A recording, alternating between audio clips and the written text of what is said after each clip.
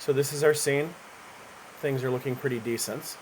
Now, I've got the scene set for 100 frames, which would come out to around 4 seconds if you're doing the standard 24 frames per second.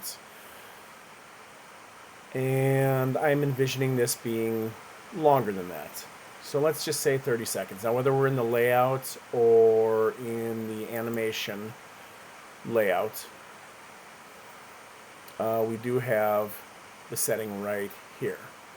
Or in layout, it's same general area, just on top, depending on how you have things set up. So I think what I'm going to start with is I'm just going to go ahead and I am going to say 30 seconds maybe, which would be 720. So let's just do 700 frames, and we'll go ahead and we'll push play and we'll see what we get.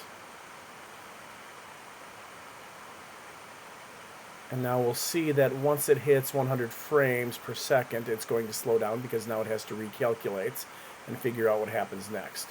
So we'll come back to this in a little while and see what we get and decide what next steps are. Okay, so here we are. Looking great.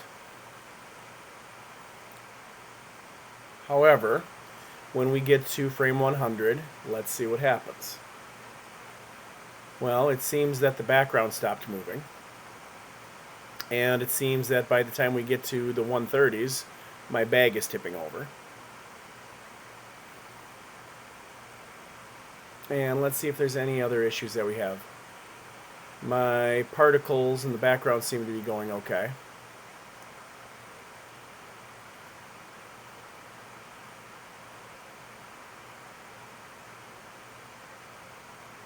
Oh, and we seem to have an issue with the flow, with the liquid flow as well.